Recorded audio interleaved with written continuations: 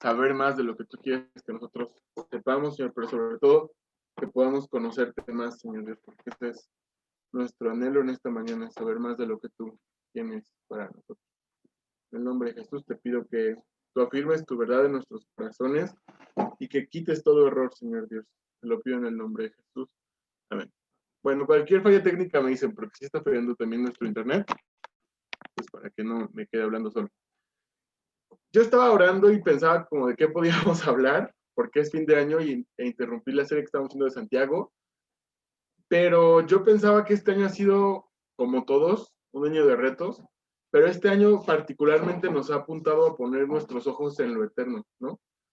Porque vemos alrededor de nosotros y este año más que nunca, pues la economía no va bien, las cosas sociales no van bien, la política no va bien, las relaciones familiares no va bien y por si fuera poco, la salud tampoco.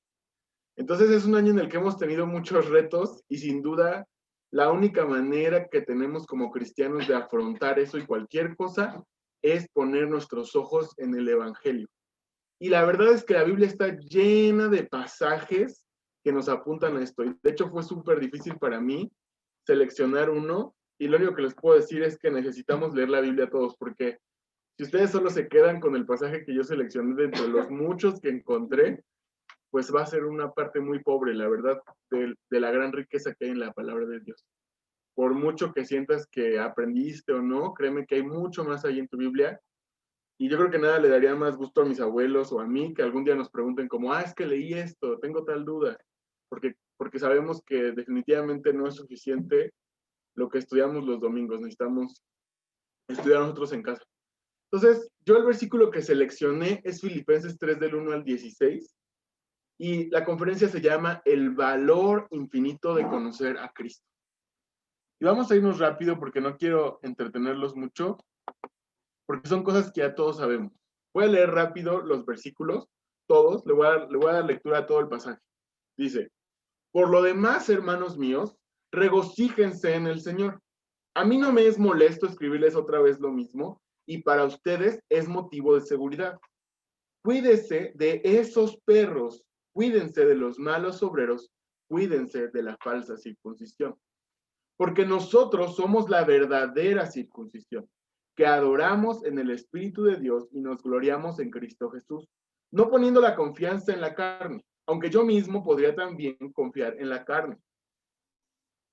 Si algún otro cree tener motivo para confiar en la carne, yo mucho más, circuncidado a los 8 días de nacer, del linaje de Israel, de la tribu de Benjamín, hebreo de hebreos, en cuanto a la ley, fariseo, en cuanto al celo perseguidor de la iglesia, en cuanto a la justicia de la ley, hallado irreprensible. Pero todo lo que para mí era ganancia, lo he estimado como pérdida por amor de Cristo.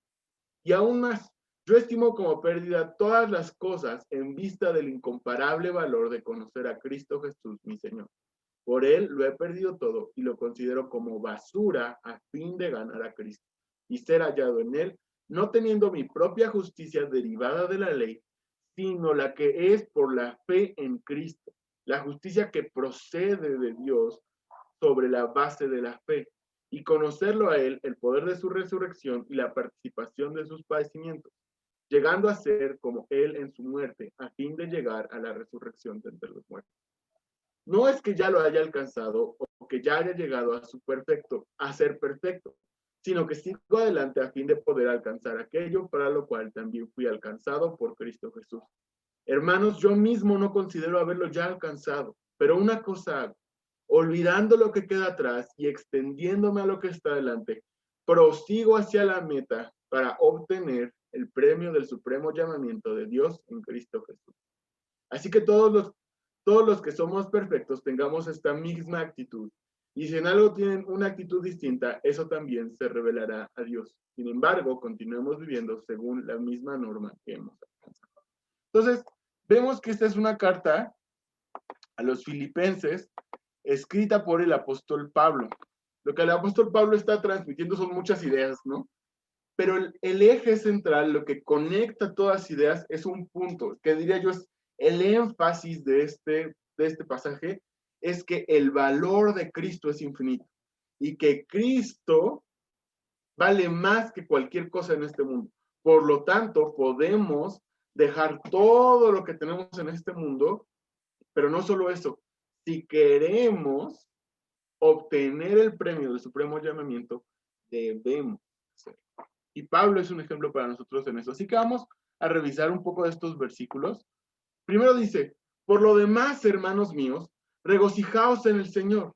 A mí no es molesto escribirles otra vez lo mismo, y esto es porque él ya ha escrito tanto en otras cartas como al principio de esta carta acerca de lo mismo. Pero ahora les repite, para ustedes es motivo de seguridad, es decir, que se los vuelva a decir. Dice, cuidaos de los perros, cuidaos de los malos obreros, cuidaos de los de la falsa circuncisión.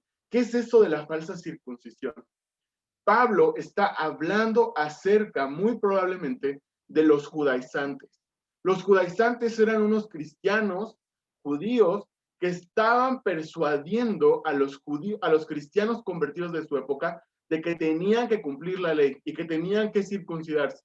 Porque en el Antiguo Testamento, si un gentil, si un no judío quería formar parte de la comunidad del pacto del pueblo de Israel, debía también de circuncidarse. Pero estas personas, no entendiendo el evangelio, exigían que los cristianos que se convertían, perdón, que los no judíos que se convertían al cristianismo, se circuncidaran, añadiéndole a la ley de su propia cosecha. Entonces, esto lo vemos, por ejemplo, en Hechos 15:1, igual es denunciado esto. Dice, algunos que llegaron a Judea enseñaban a los hermanos, si no se circuncidan conforme al rito de Moisés, no pueden ser salvos. Lo que está claramente en contra del evangelio, porque sabemos que la salvación es por la fe en Cristo Jesús, no por las obras.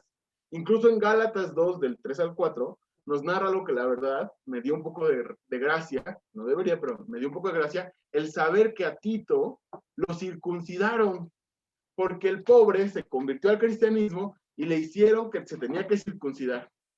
Entonces, en contraparte, la Escritura y Pablo en particular arman un caso acerca de que la salvación es por la fe solamente, aún para Abraham. Incluso Pablo llega a escribir, les dice, ¿qué no saben que cuando Abraham fue llamado por Dios no estaba circuncidado? Él no era judío porque él fue el primero que fue llamado. Él era un gentil, él era un incircunciso, y aún así Dios lo llamó. Y luego los judíos pensaban que es por obras que Dios lo había escogido. Y él les dice, no, Abraham creyó a Dios y le fue contado por justicia. Bueno, eso dice la Biblia en Hebreos. Pero Pablo arma el mismo caso. Entonces, una y otra vez, el propósito central de Pablo es transmitirle a estos cristianos, y es la idea que nosotros tenemos que tener, es que nuestra posición delante de Dios no depende de otra cosa, sino de la fe que tenemos en Cristo. Por eso dice, cuídense de esos perros. Es una palabra muy agresiva, porque durante el primer siglo, estamos hablando de hace 2000 años, los perros deambulaban en las calles, comían carroña, se comían lo que se encontraban, y eran animales sucios. Entonces los judíos los consideraban inmundos. Y sabes qué, también a los gentiles nos consideraban inmundos porque no cumplíamos con los ritos de la ley, porque no nos santificábamos, no nos limpiábamos, no llevábamos sacrificios al templo, y por lo tanto nos consideraban inmundos. Pero aquí Pablo se las voltea y les dice, cuídense de esos perros, de esos inmundos, esos que tienen un carácter pecaminoso, que tienen vicios y que no controlan, no tienen autocontrol, esos que se sienten religiosos, que los quieren someter a ustedes a la ley, esos les dice, cuídense de esos perros. Luego dice en el versículo, en el versículo 3 dice, porque nosotros somos la verdadera circuncisión, que adoramos en el Espíritu de Dios y nos gloriamos en Cristo Jesús, no poniendo la confianza en la carne. Pablo dice que nosotros, los creyentes en Cristo, somos los verdaderos judíos, el verdadero pueblo de Dios. Nosotros somos los de la circuncisión. Pablo afirma que los cristianos son la verdadera circuncisión, es decir, el verdadero Israel espiritual. En Romanos 2, del 28 al 29 dice, Porque no es judío el que lo es exteriormente, ni la circuncisión es la externa en la carne. La circuncisión era una marca de los judíos. Lo dice en el 29. Pues es judío el que lo es interiormente. Y la circuncisión es la del corazón, por el espíritu, no por la letra. La alabanza de la cual no procede de los hombres, sino de Dios. Lo que Pablo está diciendo es que así como muchas cosas en el Antiguo Testamento, la circuncisión apunta a una verdad espiritual que habría de venir. Son sombras de lo que habría de ser manifestado. Y lo que la circuncisión representa es un pacto con Dios, de pertenecerle a Él, de santificarse en Él. Pero también la Biblia nos muestra que esa promesa es cumplida solamente en Cristo. En Deuteronomio, en la ley, los judíos recibieron una ordenanza: circunciden pues su corazón y no sean tercos. Después recibieron también una promesa. Y si ustedes leen a los profetas, constantemente los profetas hablan de esta restauración, de ese remanente de Israel que iba a surgir y que iba a ser un Israel que amara a Dios con todo su corazón, con toda su alma, con todas sus fuerzas. Dice uno de los profetas, y escribiré mi ley en su corazón. Pero bueno, en Deuteronomio 36 dice, además el Señor tu Dios circuncidará tu corazón y el corazón de tus descendientes, para que ames al Señor tu Dios con todo tu corazón y con toda tu alma, a fin de que vivas. Sabes, esta promesa se cumplió en Cristo. Y no solo es un buen deseo, eso afirma la palabra de Dios. La circuncisión es la del corazón. Y los gentiles, es decir, nosotros los no judíos, podemos poseer la circuncisión espiritual, que es otra manera de referirse a nosotros como el pueblo de Dios, el auténtico Israel. Deuteronomio 36 dice, además, ese es el que ya leí, perdón. Romanos 2:29 dice, sino que es judío el que es interiormente, y la circuncisión es la del corazón, por el espíritu, no por la letra, la alabanza de la cual no procede de los hombres, sino de Dios.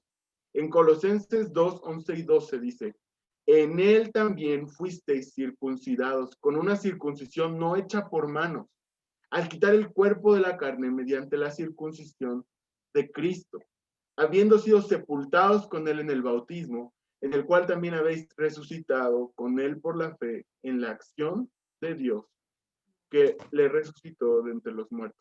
Y luego en Romanos 3:30 dice, porque en verdad Dios es uno, el cual justificará en virtud de la fe a los circuncisos y por medio de la fe a los incircuncisos. La palabra de Dios afirma que tanto judíos como no judíos, tanto los que estaban bajo la ley como los que no estamos bajo la ley antigua, somos justificados únicamente por Jesucristo. Y eso es a través de la fe. El objeto de nuestra fe es Jesucristo. Y la fe es el instrumento mediante el cual recibimos la salvación. Y luego en este mismo versículo continúa diciendo que adoramos en el Espíritu de Dios y nos gloriamos en Cristo Jesús. ¿Qué significa gloriarse en Cristo Jesús? Un comentarista dice que es jactarse con gozo rebosante. Permítanme un segundo.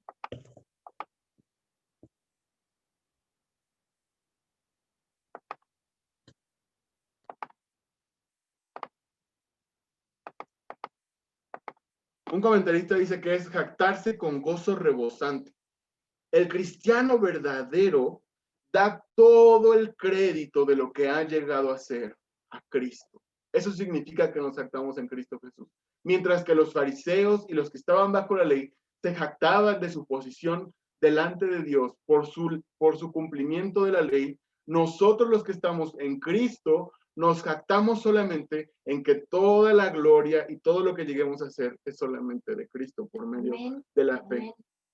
Luego en la parte 3 de este versículo dice, continúa diciendo, no poniendo la confianza en la carne. Cuando decimos carne, obviamente se refiere a las acciones humanas, a lo que hacemos en nuestra fuerza, a lo que depende de nuestra capacidad, a nuestros logros individuales. Y muchas veces hemos llegado a pensar que eso compra una posición para nosotros delante de Dios, que compra el favor de Dios. Pero sabes, mi hermano, No podemos descansar en nuestras obras, porque como ya hemos dicho en otras ocasiones, y se ha dicho aquí también, que no es posible que nuestras obras compren nada de favor delante de Dios por el simple hecho de que tenemos una naturaleza pecadora y Dios es un Dios santo. La manera en que nosotros podemos ser reconciliados con Dios es mediante Cristo solamente. Por lo tanto, no hay ninguna jactancia. No podemos jactarnos de decir, es que yo hice esto para Dios. No, hermanos, lo que necesitamos hacer es reconocer humildemente que por los méritos de Cristo somos aceptados delante de Dios. Y así Dios se lleva toda la gloria. Los judíos depositaban su confianza en el hecho de haber sido circuncidados, de ser descendientes de Abraham y cumplir las ceremonias y deberes externos de la ley mosaica, nada de lo cual podía salvarlos, de acuerdo a lo que hemos leído. El creyente verdadero, en cambio, ve su carne como pecaminosa, sin capacidad de hacerlo merecedor de la salvación, ni para agradar a Dios. Y esa es la actitud correcta, pero no nos quedamos ahí. No solamente es eso. En el versículo 4, Pablo empieza a decir, y es que ustedes pueden decir, ¿no? A lo mejor alguien podría decir, bueno, es que Pablo, pues a lo mejor no le convenía a él ese asunto de la ley, ¿no? Pero no, la verdad es que si alguien podía jactarse del cumplimiento de la ley, era él, y por eso él sigue argumentando en este sentido. Dice, aunque yo mismo podría también confiar en la carne. Si algún otro cree tener motivo para confiar en la carne, yo mucho más. Y aquí nos da su pedigrí. Nos dice 7 cosas que le daban a él cierta posición, cierto estatus conforme a la ley. Dice, circuncidado al 8º día, es decir, él había cumplido con el mandamiento que Dios le dio a Abraham. Del linaje de Israel, de la tribu de Benjamín. De la tribu de Benjamín dicen que muy probablemente, si ustedes saben el nombre que le hemos dado a Pablo, por la traducción es Pablo, pero en realidad se llama Saulo. Y muy probablemente Saulo, este hombre que escribe, se llamaba Saulo justamente por Saúl, por ser de la tribu de Benjamín.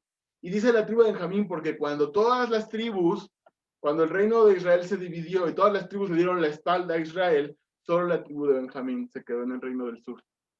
Perdón, y le dieron la espalda a David. Y luego dice, hebreo de hebreos. En cuanto a la ley, fariseo, es decir, él pertenecía a una secta, que eran los fariseos, que eran muy celosos de la ley, eran estudiosos. En cuanto al celo, perseguidor de la iglesia. Aquí quizás está algo trágico, porque él perseguía a la iglesia pensando que Cristo era un falso Mesías. Pero esto nos demuestra que él era un hombre celoso de la gloria de Dios. Por eso lo enumera aquí. En cuanto a la justicia de la ley, hallado irreprensible. No quiere decir que no hubiera pecado, pero quiere decir que él cumplía con todos los ritos y mandamientos de la ley. Pero todo lo que para mí era ganancia, dice él, lo he estimado como pérdida por amor de Cristo. Y aún más, yo estimo como pérdida todas las cosas en vista del incomparable valor de conocer a Cristo Jesús, mi Señor, por quien lo he perdido todo y lo considero como basura a fin de ganar a Cristo. La palabra griega con la que él escribe en el original se puede traducir también como estiércol. O sea, está diciendo es algo que es impuro, que me limita de experimentar la gloria de mi Salvador plenamente. Y es lo que nos está queriendo transmitir. Él dice, quizás el mundo o tu sistema de valores y creencias te ha dicho que hay cosas en este mundo que tú debes atesorar. En el caso de Pablo, él era un religioso y su estatus dependía de su cumplimiento de la ley, del favor de Dios que él ganaba. Pero la Biblia nos enseña que no debemos poner nuestros ojos en las obras. Jesús contó una parábola que quizás se hubiera parecido mucho al Pablo antes de conocer a Cristo. Fíjense, eso está en Lucas 18 del 9 al 14. Es la parábola del fariseo y el publicano. Voy a leer desde el versículo 9. Dice, dijo también Jesús esta parábola a unos que confiaban en sí mismos como justos. ¿Cuántos de nosotros no hemos confiado en nosotros mismos como justos? Dice, y desprecian a los demás. ¿Cuántos de nosotros no hemos despreciado a los demás con base en nosotros como regla, ¿no? Si no es como yo, entonces está perdido. 10. 2 hombres subieron al templo a orar. Uno era fariseo y el otro recaudador de impuestos. El fariseo, puesto en pie, oraba para sí de esta manera: Dios, así donde todos lo veían, te doy gracias porque no soy como los demás hombres, estafadores, injustos, adúlteros, ni aún como, hagan de cuenta que está aquí frente a mí, ni aún como este recaudador de impuestos, de pie, perdón, ni aún, ¿dónde está? ¿Dónde está? Yo perdí. Ni aún como este recaudador de impuestos. Yo ayuno 2 veces por semana. Doy el diezmo de todo lo que gano. Y luego continúa Jesús. Pero el recaudador de impuestos, de pie a cierta distancia, no quería ni siquiera alzar los ojos al cielo, sino que golpeaba el pecho diciendo, imagínenselo, que está ahí y él sabe lo que está escuchando el otro, dice: Dios, ten piedad de mí. O sea, imagínense una persona contrita que sabe, todo el mundo sabe que él es corrupto, porque para que contextualizar un poco, los cobradores de impuestos generalmente se quedaban con una parte. Y además, estamos hablando de un tiempo en que era la ocupación romana de Judea. Entonces, los cobradores de impuestos, además de ser corruptos, eran traidores, porque ellos eran judíos que habían servido como pues, policías del Imperio Romano. Entonces, eran judíos, estaban en la sinagoga, pero al mismo tiempo servían al César, al gobierno de la ocupación. Entonces imagínense este hombre que además lucraba con servir a los enemigos de Israel. Entonces está en el templo y está diciendo: Dios, ten piedad de mí. Dios, ten piedad de mí. Con un corazón contrito y humillado. Y en el versículo 14 Jesús dice: les digo que este descendió a su casa justificado, pero aquel no. Porque todo el que se engrandece será humillado, pero todo el que se humilla será engrandecido. Y sabes, así es la salvación. Siempre que prediquemos el evangelio a otras personas, necesitamos partir de ese hecho, de nuestra incapacidad delante de Dios. Dios no es un Dios que no tenga misericordia, pero Él es un Dios que exige que reconozcas tu necesidad de su misericordia. Porque hay mucha gente que todavía no reconoce y entiende que necesita la misericordia de Dios, porque por sus obras no puede sostenerse delante de él. Efesios 2, del 8 al 9 dice: porque por gracia ustedes han sido salvados por medio de la fe. Esto no procede de ustedes, sino que es don de Dios, es decir, es un regalo de Dios, no por obras, para que nadie se gloríe, como lo hacía el fariseo, que decía: yo he hecho esto, yo he hecho aquello. Dice: no por obras, es gracia, es un don de Dios. Renunciar a estas cosas de las cuales uno podría jactarse puede ser más difícil que dejar un vicio. Y tan es así que hay gente que llega a la iglesia y deja de beber, deja de muchas cosas, pero no deja de jactarse de sus buenas obras. Necesitamos reconocer humildemente que necesitamos el perdón de Dios y el favor de Dios, porque no nos lo hemos ganado. No podemos ganar, solamente en Cristo. Pablo comprende el peligro de la tentación de confiar en uno mismo. Por eso está escribiéndole esto a los filipenses. Por eso, con la libertad que ha recibido de Cristo, todo lo que pueda ser causa de confianza en uno mismo, en sí mismo, él lo desecha. Él se despoja con disgusto, llama estiércol a todo lo que podría interponerse entre él y su Señor, entre él y la salvación que es gratuita.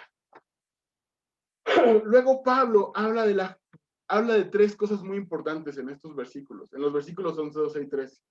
Él habla de la justificación, de la glorificación y de la santificación. Y vamos a darle un repaso rapidísimo.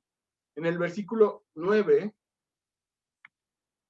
que está todavía aquí, perdón, dice: y ser hallado en él, no teniendo mi propia justicia derivada de la ley, sino la que es por la fe en Cristo, la justicia que procede de Dios sobre la base de la fe. Pablo reconoce que la salvación no es obtenida por méritos humanos, obedecer la ley, por eso abandona la confianza en sus credenciales. Pablo decide confiar entera y exclusivamente en la justificación que procede de Dios por los méritos de Cristo, únicamente dados a aquellos que están unidos con Cristo por medio de la fe. En Gálatas 2:16 dice, sin embargo, sabiendo que el hombre no es justificado por las obras de la ley, sino mediante la fe en Cristo Jesús, también nosotros hemos creído en Cristo Jesús, para que seamos justificados, no dice por las buenas obras, no dice por nuestras buenas intenciones, no dice por nuestra perseverancia, no, dice por la fe en Cristo, y no por las obras de la ley, puesto que por las obras de la ley nadie será justificado.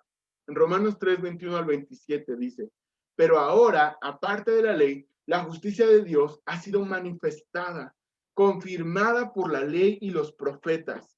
Esta justicia de Dios, por medio de la fe en Jesucristo, para todos los que creen, porque no hay distinción, por cuanto todos pecaron y no alcanzan la gloria de Dios, sean judíos o no. Todos son justificados gratuitamente por su gracia. ¿Por la gracia de quién? De Dios, por medio de la redención que es en Cristo Jesús, a quien Dios exhibió públicamente como propiciación por su sangre a través de la fe, como demostración de su justicia, porque en su tolerancia Dios pasó por alto los pecados cometidos anteriormente. ¿Sabes algo? Hay algo que a veces minimizamos acerca de Dios. Siempre decimos, es que Dios es bueno, es que Dios es amor, es que Él quiere perdonarnos, sí, pero Él también es un Dios justo que castiga la maldad. Si no, Él no sería santo. Dios es un Dios que es todo amor, pero también Él es fuego consumidor. Y sabes, gracias a Dios, para ti y para mí, que el Dios justo que castiga el mal, castigó en Cristo, en su propio Hijo, en la cruz, el precio de nuestra maldad. En la cruz Dios trató a Jesús como si hubiera vivido la vida que tú y yo vivimos, de modo que Él pueda tratarnos a nosotros como si hubiéramos vivido la vida justa, santa, de obediencia que Cristo vivió. Amén. Luego dice en el versículo 26, para demostrar en este tiempo su justicia, a fin que Él sea justo. ¿Quién es justo? Nosotros no, Él solamente. Y sea Él el que justifica al que tiene fe en Jesús. Entonces, ¿cómo somos los injustos justificados? Por la fe en Jesús. ¿Dónde está pues la jactancia? Queda excluida. ¿Por cuál ley? ¿La de las obras? Es decir, por la ley que decía, por la ley del Antiguo Testamento, no, sino por la ley de la fe. Y aún más, yo estimo como pérdida todas las cosas en vista del incomparable valor de conocer a Cristo Jesús, mi Señor, por el cual he perdido todo y lo considero todo como basura a fin de ganar a Cristo. Y si seguimos contextualizando, porque quizás ya se nos olvidó de qué estamos hablando del valor infinito de conocer a Cristo. Y ahí no termina. Después en el versículo 10 dice, y conocerlo a Él, el poder de su resurrección y la participación de sus padecimientos, llegando a ser como Él en su muerte. La gracia no solo es perdón, la gracia también es poder. ¿Para qué? Para ser como Cristo, para ser hechos como Él, porque estábamos hablando de que nosotros tenemos un corazón circuncidado. Eso implica que el Espíritu Santo, cuando creíste en Cristo, vino a morar en ti para darte un nuevo corazón. Entonces, la gracia no solo es el perdón de nuestros pecados, la gracia también es poder para ser como Cristo. Es la presencia del Espíritu Santo en nosotros. Pablo no habla solamente de un mayor conocimiento mental, sino de un mayor conocimiento personal, que es el anhelo que cada creyente tenemos de que un día veremos a Cristo cara a cara. Hemos visto que es mediante la participación de los sufrimientos en Cristo que el poder de la resurrección de Cristo se manifiesta en nosotros. Porque decimos que así como Cristo resucitó, nosotros resucitamos con Él. Pero a veces no entendemos cómo eso se hace verdad. ¿Cómo es que así como Él murió, nosotros también morimos? ¿Cómo funciona eso? Pues la verdad es que la Biblia enseña que en esta tierra hemos de sufrir y hemos de pasar por muchas situaciones que implican pérdida. Así como Pablo eligió dejar voluntariamente todo lo que ya enumeramos, nosotros también muchas veces tenemos que tomar decisiones. Y eso es una forma de tomar tu cruz y seguir a Jesús. También hay otro tipo de situaciones, que es la que decía Ali hace rato. que son situaciones en las que nuestro carácter es moldeado mediante situaciones difíciles. Dios utiliza hasta las situaciones difíciles. Lo que el diablo piensa para mal, lo que el mundo piensa para mal. Aún en mi desobediencia, quizás yo provoqué las consecuencias. Aún Dios eso lo utiliza para santificarnos. Por lo tanto, para nosotros no existen las tragedias, porque cada situación difícil es una oportunidad de que la gloria de Dios brille más fuerte en nuestros corazones y que podamos reflejar más fielmente a nuestro Dios. Piensa cómo esa situación difícil te está guiando a vivir una vida de mayor fidelidad a Dios y asemejarte más a Cristo. En 2 Corintios 4, 16 al 18 dice, por tanto, no desfallecemos. Antes bien, aunque nuestro hombre exterior va decayendo, porque es verdad, esa es una realidad de esta tierra. Este mundo, dice la Biblia, que fue sujeto a vanidad por causa del pecado. Vivimos en un mundo caído, un mundo que no es el Edén, no es ideal.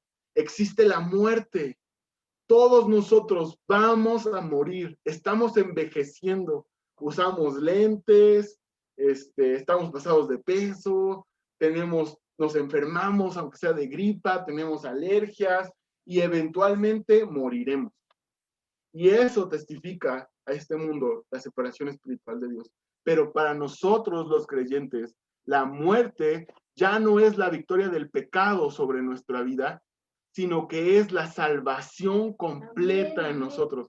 Porque cuando dejemos este mundo y vayamos a la eternidad, vamos a recibir la plenitud de conocer a nuestro Salvador, como no lo podremos experimentar jamás en esta tierra. Entonces, para nosotros ya no existe el temor a la muerte, sino existe un gozo de que un día veremos a nuestro Salvador. Por eso Pablo en otros pasajes dice, ¿dónde está? Incluso él está citando el Antiguo Testamento también, pero dice la Biblia, ¿dónde está, oh muerte, tu aguijón?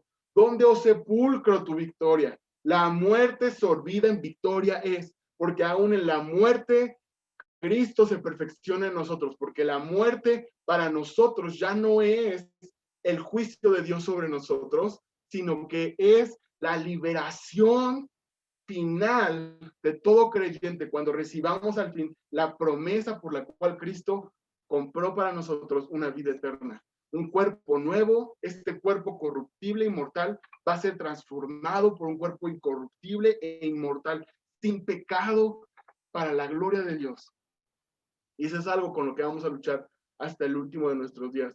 Por eso para nosotros, ver nuestro cuerpo decayendo, ver aún nuestras fuerzas debilitadas, no es razón de temor o angustia, sino de esperanza de que la noche está terminando y el día está amaneciendo.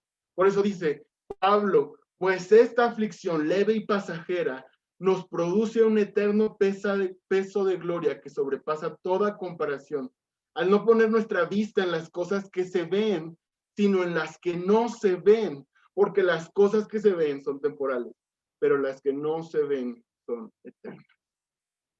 Luego en el versículo 11 dice, a fin de llegar a la resurrección de entre los muertos.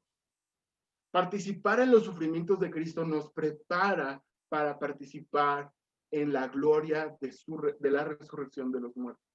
Filipenses 3, 20 al 21 dice, porque nuestra ciudadanía está en los cielos, de donde también ansiosamente esperamos a un Salvador, el Señor Jesucristo, el cual transformará el cuerpo de nuestro estado de humillación. ¿Cuál es nuestro estado de humillación? El actual, porque es un cuerpo mortal que se enferma, que anhela el pecado, pero dice después, en conformidad al cuerpo de su gloria, por el ejercicio del poder que tiene aún para sujetar todas las cosas a él mismo. Un día recibiremos un cuerpo que ya no va a ser de humillación, sino que va a ser un cuerpo para la gloria de Dios. En el versículo 12 dice, no que ya lo haya alcanzado o que ya haya llegado a ser perfecto, sino que sigo adelante a fin de poder alcanzar aquello para lo cual también fui alcanzado. Claramente, El apóstol Pablo está hablando acerca de que esto que decimos es nuestra esperanza. Es un ya, pero todavía no. Porque aunque ya Cristo murió, aunque Él ya compró para nosotros la salvación, aunque ya nos dio un nuevo corazón, aunque su Espíritu Santo ya está obrando en nosotros y la salvación a la cual fuimos llamando, ya hemos comenzado a vivir esa vida de plenitud, todavía no ha sido completada. Los creyentes todavía no experimentamos por completo los beneficios de esta redención, pues esperamos nuestra glorificación futura en la eternidad, en cuyo momento será removida por completo la presencia del pecado en nosotros. Filipenses 3, del 20 al 21 dice, eso ya lo leí. Perdón, eso ya lo leí. Ok. Sin duda, la palabra de Dios enseña que la salvación se consumirá para todos los que hemos depositado nuestra fe en Cristo. Filipenses 1:6, Pablo dice, estoy convencido precisamente de esto, que el que comenzó en ustedes la buena obra, la perfeccionará hasta el día de Cristo Jesús. Luego en Romanos 8, del 28 al 30 dice, y sabemos que para los que aman a Dios, todas las cosas cooperan para bien. Esto es para los que son llamados conforme a su propósito, es lo que decía mi abuela en la mañana. Porque a los que de antemano conoció, también los predestinó a ser hechos conforme a la imagen de su Hijo, para que Él sea el primogénito de entre muchos hermanos. A los que predestinó, a esos también llamó. A los que llamó, a esos también justificó. Y a los que justificó, a esos también glorificó. Pablo está hablando en presente de cosas que todavía no ocurren. Él está hablando de personas que hemos sido predestinados por Dios, que hemos sido justificados mediante la fe en Jesús y que el Señor nos glorificará también. ¿Sabes? Si tú tienes una fe auténtica, una fe verdadera, si tú verdaderamente estás en Cristo, Jesús dice, nadie, mis ovejas oyen mi voz y me siguen, nadie las arrebatará de mi mano. Podemos tener la certeza, me encanta siempre decir este ejemplo, ¿cómo sé que en 3 años me voy a levantar y voy a seguir amando a Dios, buscándolo y queriendo agradarlo cada vez más? ¿Cómo sé que en 10 años voy a seguir siendo cristiano? Pues la Biblia enseña que nuestra confianza no depende de qué tan fuerte nos aferramos a Dios, porque como vimos, no es por obras, sino que es gratuitamente. Así como el Señor nos justificó, así también Él nos santificará y en el futuro nos glorificará. Él no hace nada a medias. Él va a concretar el trabajo. Y así como fue gratuita la justificación, es gratuita la santificación. Cristo pagó no solamente para que seamos salvos por la fe, Él pagó para que seamos santificados, es decir, hechos a su imagen, y para que el trabajo sea completo, es decir, que seamos glorificados. Y podemos tener confianza en eso. Por eso Pablo dice en el versículo 14, que es el que sigue, prosigo hacia la meta para obtener el premio del supremo llamamiento de Dios en Cristo Jesús. Dios ya ha llamado a Pablo. ¿Por qué avanza hacia la meta? Pues ahí lo dice. Prosigo hacia la meta para obtener el premio del supremo llamamiento de Dios en Cristo Jesús. ¿Quién lo llamó a llegar a la meta? Dios en Cristo Jesús. Dios ya ha llamado a Pablo. Por eso es que él dice que él puede alcanzar ese premio por el llamamiento de Dios. ¿Sabes? Si hemos sido llamados por Dios, vamos a llegar a la meta. Es porque hemos sido alcanzados por Cristo. Es porque no es de nuestras obras que permanecemos, sino que es gratuitamente que permanecemos también. Así que todos los que somos perfectos, tengamos esta misma actitud. Y si en algo tienen una actitud distinta, eso también se los revelará Dios. Sin embargo, continuemos viviendo según la norma que hemos alcanzado. Aquí Pablo termina diciendo un versículo difícil de interpretación. Dice, puede estar diciendo 2 cosas. O bien está diciendo perfectos en el sentido de que ya hemos de ser perfectos en la eternidad, o bien está hablando sarcásticamente y diciendo, volviendo a los judaizantes, a los que se aferran a la ley, diciéndoles, sí, como somos perfectos, actuemos así. Puede ser las dos cosas. Tengamos esta misma actitud. Y si en algo tiene una actitud distinta, eso se los revelará a Dios. ¿Sabes? Dios nos va a revelar. Si somos de Él, Él nos va a revelar cuando estamos mal. Él no nos va a dejar en nuestro error. Porque Él, y su Espíritu Santo está en nosotros, Él nos va a santificar. En Hebreos 12 habla acerca de que el Señor, al que ama, disciplina. Y en Hebreos 12:11 dice, al presente ninguna disciplina parece ser causa de gozo, sino de tristeza. Sin embargo, a los que han sido ejercitados por medio de ella, después les da fruto apacible de justicia. ¿Sabes? Dios nos va a santificar, sí o sí, si estamos en Cristo.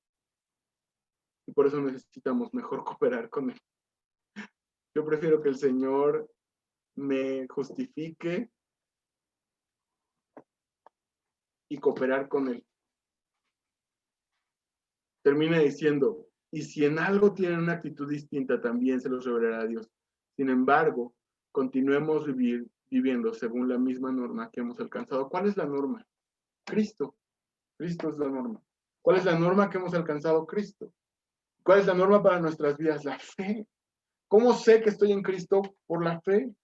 Y la fe es un producto del Espíritu Santo. ¿Quieres saber si el Espíritu Santo está en ti? ¿Tienes fe en Cristo?